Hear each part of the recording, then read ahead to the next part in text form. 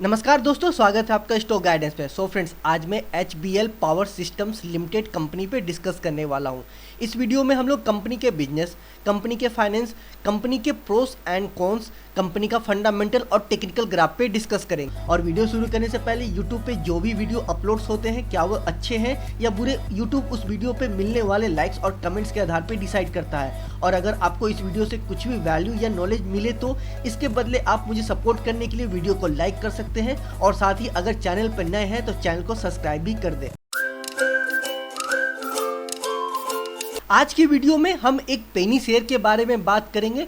और जब भी हम पेनी शेयर के बारे में बात करते हैं तो आप लोग के माइंड में ऐसे बहुत सारे पेनी शेयर्स के नाम आएंगे जो एक टाइम में पेनी शेयर थे, लेकिन आज के टाइम में मल्टी बैगर स्टॉक है। और अगर आपको कोई ऐसे शेयर का नाम मालूम है तो उसको कमेंट सेक्शन में जरूर कमेंट करें। लेकिन पेनी शेयर के मामले में आपको ये भी समझना होगा कि 1000-2000 शेयर्स में एक या दो शेयर ही मल्टी बैगर बनते हैं। और ऐसे पेनी शेयर की क्वालिटी क्या होती है? वो फंडामेंटली स्ट्रॉन्ग होते हैं, बैलेंस शीट स्टेबल होता है, लो डेट या डेट फ्री होते हैं, कैश रीच होते हैं और ऐसी इंडस्ट्री में काम करते हैं जिसका फ्यूचर में स्कोप होता है। और इसके साथ साथ एक बात ये भी है कि जब भी हम पेनी शेयर के बारे में बात करते हैं तो लोगों को यही लगता है कि पेनी शेयर मीन्स 1 रुपये, 2 रुपये, 5 रुपये या 10 रुपये का शेयर।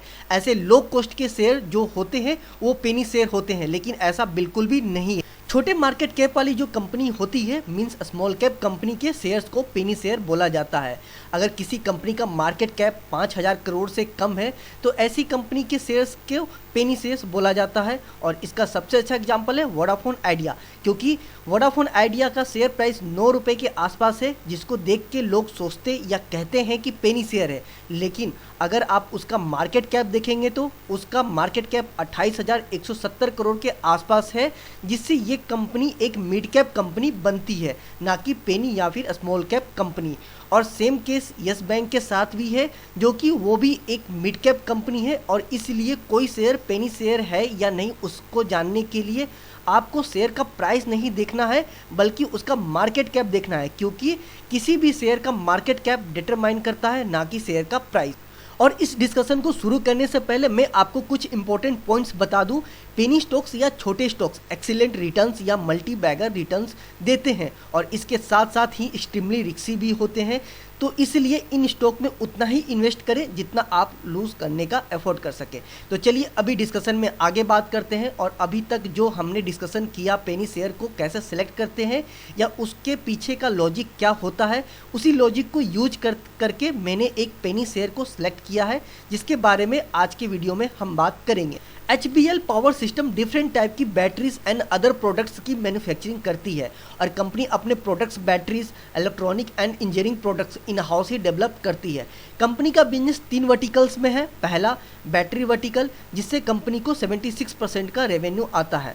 दूसरा रेलवे इलेक्ट्रॉनिक वर्टिकल, जिससे कंपनी को 11% का रेवेन्यू आता है। और डिफेंस वर्टिकल, इससे भी कंपनी को 11% का रेवेन्यू आता है। बैटरी वर्टिकल की बात करें तो कंपनी इंडिया में इंडस्ट्रियल बैटरीज की लार्ज मैन्युफैक्चरर में से एक है। और ये telecom, UPS, railways, solar, oil and gas and power sector के लिए बैटरीज का मैन्युफैक्चर करती है। कंपनी काफ़ी सारी टाइप की बैटरीज को बनाती है, जैसे कि lead acid, tubular gel, PLT means pure lead thin plate and nickel cadmium batteries. Railway electronics vertical की बात करें तो इस वर्टिकल में कंपनी के पास इंडिया में रेलवे सिग्नल की डिमांड एंड रिक्वायरमेंट को पूरा करने के लिए कंपनी के पास मेन 2 फ्लैगशिप सॉल्यूशंस है। पहला TCAS और दूसरा TMS। डिफेंस वर्टिकल की बात करें तो कंपनी इंडियन डिफेंस के लिए बैटरीज प्रोवाइड करती है, जो कि बहुत ज़्यादा स्पेशलाइज्ड बैटरी होती है, जो कि fighter aircrafts, unmanned aerial vehicles, submarine, torpedo, battle tank, missiles and artillery fuses जैसे में डिप्लॉय होता है। कंपनी की मैन्युफैक्चरिंग फैसिलिटीज़ की बात करें तो आज के डेट में कंपनी तेलंगाना और आंध्र प्रदेश में 6 मैन्युफैक्चरिंग प्लांट्स को ऑपरेट करती है। कंपनी की प्रोस की बात करें तो पहला, कंपनी ऑलमोस्ट डेट फ्री है। दूसरा, कंपनी की क्वार्टरली रिजल्ट अच्छे आने की उम्मीद है। तीसरा, कंपनी का प्रॉफिट ग्रोथ पिछले 5 साल से 18.4% के CAGR से इंक्रीज हुआ है। चौथा, कंपनी 38.06% का healthy dividend pay out maintain करके रखी है। कंपनी की कॉन्स की बात करें तो पहला, शेयर प्राइस 3 टाइम्स ज़्यादा महंगा है अपने बुक वैल्यू से। दूसरा, कंपनी का सेल्स ग्रोथ पिछले 5 साल से -2.66% है, जो कि परेशानी वाली बात है। तीसरा, कंपनी का रिटर्न ऑन इक्विटी पिछले 3 साल से लो है, जो है 5.3%। सो फ्रेंड्स, ये है शेयर का टेक्निकल ग्राफ। तो आइए ग्राफ को अच्छे से समझने की कोशिश करते हैं। तो देखिए, यहाँ पे मैंने ये जो रेड लाइन अब यहाँ पे मैंने बनाया है, ये रेड लाइन जो आपको दिख रहा है, ये सारे इसके सपोर्ट है, ठीक है। और ये जो ब्लू लाइन है, ये इसका ट्रेंड लाइन है शेयर का। तो आप यहाँ पे देख सकते हैं ब्लू लाइन को कैसे ये शेयर यहाँ से चला, यहाँ सपोर्ट लिया, फिर यहाँ से चला, यहाँ सपोर्ट लिया, फिर यहाँ से चला, फिर यहाँ सपोर्ट लिया, फिर ये ऊपर जा रहा है। तो देखा जाए तो अभी इसमें अप ट्रेंड है। जब तक ये ब्लू लाइन के ऊपर ये चलेगा ट्रेंड लाइन को, ये समझ लीजिए कि इसमें अप ट्रेंड है, इसमें मजबूती है, ये ऊपर जाता हुआ देखने को मिलेगा। और अगर वीकनेस कब देखने को आपको मिलेगा, तो देखिए वीकनेस आपको अभी फ़िलहाल के लिए 2 सपोर्ट है। एक पहला सपोर्ट है 85 का, जो कि बहुत ही हल्का सपोर्ट है। ये सपोर्ट अगर करेक्शन आता है तो बहुत इजीली टूटेगा। उसके बाद सपोर्ट मिलता है 70 रुपये का। ये भी कुछ ठीक ठाक सपोर्ट है, लेकिन ये भी उतना मजबूत सपोर्ट नहीं है। लेकिन जो सबसे मजबूत सपोर्ट आपको यहाँ मिलेगा वो 60 रुपये का, 50 रुपये का और 30 रुपये का। ये जो 3 सपोर्ट है बहुत स्ट्रॉन्ग सपोर्ट है।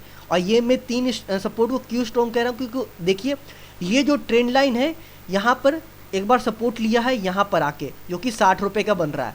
दूसरा सपोर्ट यहाँ है 50 रुपये का, तीसरा सपोर्ट यहाँ है 30 रुपये का। इसलिए मैं आपको 30, 50 और 60 ये 3 सपोर्ट आपको बहुत ही बता रहा हूँ कि स्ट्रॉन्ग है, क्योंकि ट्रेंड लाइन यहीं पे बनाते हुए ऐसे बनाते हुए चला है। तो इसलिए ये 3 सपोर्ट आपका स्ट्रॉन्ग है। 70 का और 85 का ये कुछ खास नहीं है। 85 तो बिल्कुल ही कुछ खास नहीं है, काफ़ी हल्का है। 85 का जो सपोर्ट है 85 का, ये बहुत ही हल्का सपोर्ट है, बहुत ही इजीली टूट सकता है अगर इसमें करेक्शन देखने को मिला तो। हालांकि उम्मीद है 70 के पास सपोर्ट बना सकता है, ऊपर निकलने की कोशिश करेगा, लेकिन मुझे नहीं लगता है कि 70 का सपोर्ट बना पाएगा। ये बात की बात है, देखने वाली बात होगी। पहले 85 का टूटे, उसके बाद 70 की बात करेंगे। तो खैर, सपोर्ट मैंने आपको बता दिया है, नीचे के सारे सपोर्ट बता दिया। याद रखिएगा 60, 50, 30 बहुत स्ट्रॉन्ग है और 70 भी ठीक ठाक है, बट उतना नहीं है। 85 हल्का सपोर्ट है, बहुत मजबूती का नहीं है। और दूसरी बात, ये जो ट्रेंड लाइन है इसको ध्यान रखिएगा। इसी लाइन पे अगर ये जब तक चल रहा है ऐसा सपोर्ट लेते हुए, समझ लीजिए कि इसमें तेज़ी बनी हुई है। ये बस ध्यान रखिएगा। ये जैसे ही ट्रेंड लाइन नीचे टूटा, समझ लीजिए वीकनेस आना शुरू हो जाएगा। और अगर 60 को ये टूटता है, ब्रेक डाउन देता है, तो फिर तो अच्छी खासी इसमें वीकनेस देखने को मिलेगी, जो कि 50 की तरफ निकलेगा। फिर 50 अगर टूटता है तो 30 की तरफ देखने को मिलेगा। तो इस चीज़ का आप ध्यान रखिएगा। अभी फ़िलहाल के लिए इसमें तेज़ी है, वैसी कोई परेशानी की बात नहीं है। अपने लाइफ टाइम हाई के पास ही चल रहा है और इसमें अप ट्रेंड है, इसमें ऊपर जाने की ही चांसेस अभी देखने को मिल रही है। एटलीस्ट जब तक 85 के ऊपर है तब तक तो कोई परेशानी वाली बात देखने को नहीं मिलने वाली है फ़िलहाल के लिए। सो फ्रेंड्स, आइए अब शेयर के कुछ इनिशियल रेशियो और फाइनेंशियल रेशियो को भी चेक करते हैं। तो ये है कंपनी का इनिशियल रेशियो। तो अगर मार्केट कैप देखें तो 2604 करोड़ की मार्केट कैप कंपनी है, जो कि एक बहुत ही स्मॉल कैप कंपनी है। शेयर का प्राइस की बात करें तो 94 रुपीज़ के आसपास है, 94 का रुपीज़ का शेयर है पर शेयर का प्राइस।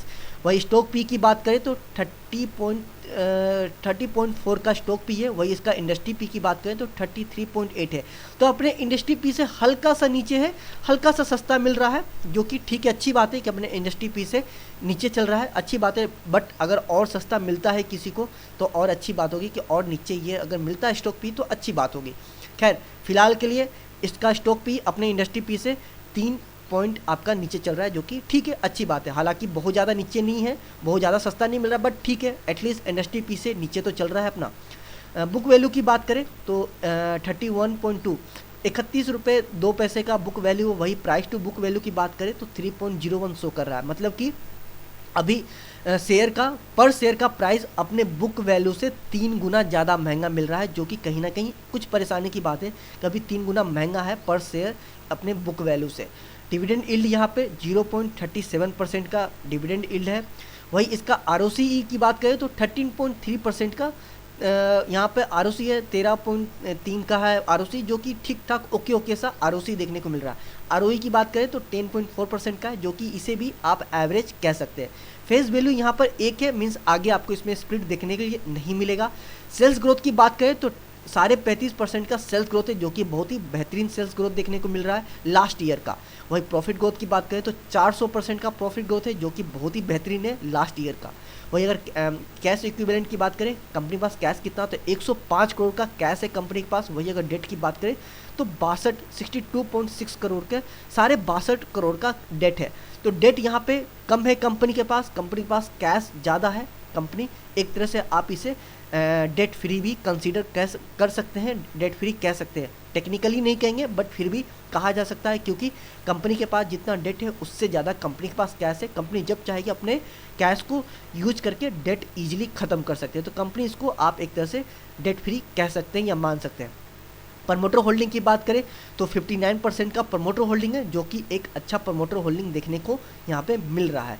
तो अगर इसे शॉर्ट में समझते हैं क्या अच्छा है और क्या खराब है, तो यहाँ पे प्रमोटर होल्डिंग बहुत अच्छा देखने को मिल रहा है, प्रॉफिट ग्रोथ बहुत अच्छा देखने को मिल रहा है, सेल्स ग्रोथ यहाँ पे अच्छा देखने को मिल रहा है। ये 3 चीज़ अच्छा देखने को मिल रहा है। चौथा, कंपनी के पास कैश ज़्यादा है, ये भी अच्छी बात है। कंपनी के पास जितना डेट है उससे ज़्यादा कैश है, तो ये अच्छी बात है। ये 4 चीज़ यहाँ पर अच्छी देखने को मिल रही है। और ओके सा ठीक ठाक जो देखने को चीज़ क्या मिल रही है, तो कंपनी का आरओसी ठीक ठाक यहाँ देखने को मिल रहा है, आरओई यहाँ पे ठीक ठाक देखने को मिल रहा है। और स्टॉक पी अपने इंडस्ट्री पी से कुछ नीचे, तो ये भी ओके सा इसको कह सकते हैं। तो अब अगर यहाँ बात करते हैं परेशानी वाली क्या बात है, तो परेशानी वाली बात एक ही है कि पर शेयर का प्राइस टू बुक वैल्यू से 3 गुना ज़्यादा है। मतलब कि पर शेयर का प्राइस अभी बुक वैल्यू से 3 गुना ज़्यादा है। तो कहीं ना कहीं वैल्यूएशन कुछ यहाँ पे महंगा देखने को मिल रहा है। ईपीएस यहाँ पे कुछ खास नहीं है, ये दूसरी एक परेशानी की बात है। तो ठीक है, इनिशियल रेशियो बुरा नहीं है, यहाँ पे सब कुछ ठीक ठाक अच्छा देखने को मिल रहा है। खैर आगे चलते हैं, कंपनी का profit and loss statement file देखते हैं, यहाँ पर और अच्छे से समझने की कोशिश करते हैं। तो कंपनी का प्रॉफिट एंड लॉस स्टेटमेंट ये फाइल है आपका। अगर सेल्स की बात करें तो सेल्स यहाँ पर देखिए तो ईयर ऑन ईयर बेसिस में पहले तो यहाँ पे इंक्रीज हो रहा था 2011 से लेके आपका 2020 तक, फिर कोविड में ये डाउन हुआ, बट फिर 2022 में मार्च 2022 में फिर से ये इंक्रीज होके अपना दोबारे जो पुराना रेशियो था, जो पुराना नंबर था, वहाँ को मेंटेन करने की कोशिश कर रहा है। तो ओवरऑल अगर इसे एवरेज करते हैं या समझने हैं, मोटा मोटी समझते हैं, तो कंपनी का sales year on year basis पे इंक्रीज होता हुआ देखने को मिल रहा है, जो कि अच्छी बात है। बस यहाँ पर कोविड के लिए बीच में 1 साल के लिए कम हुआ था, वो भी बहुत ज़्यादा कम नहीं हुआ था। वही कंपनी के ऑपरेटिंग प्रॉफिट की बात करें, कंपनी का ऑपरेटिंग प्रॉफिट मतलब कि कंपनी के कोर बिजनेस से क्या आया, कंपनी जो भी सेल्स की उसके कोर बिजनेस से क्या आया, अगर वो देखते हैं तो ये भी यहाँ per year on year basis पे इंक्रीज होता हुआ देखने को मिल रहा है। एग्जैक्टली नहीं कह सकते कि ईयर ऑन ईयर बेसिस पे इंक्रीज हो रहा है कंटिन्यूस, बीच बीच में कम हुआ है, बट अगर इसे एवरेज निकालते हैं तो यही मिलता है। एवरेजली अगर देखते हैं तो यहाँ per year on year basis पे कंपनी का ऑपरेटिंग प्रॉफिट भी इंक्रीज होता हुआ देखने के लिए मिल रहा है। अदर इनकम की बात करते हैं तो अदर इनकम भी यहाँ पर देखें तो ईयर ऑन ईयर बेसिस पे एवरेज निकाल के देखें तो यहाँ पर इंक्रीज होता हुआ देखने को मिल रहा है, जो कि एक बहुत ही अच्छी बात है।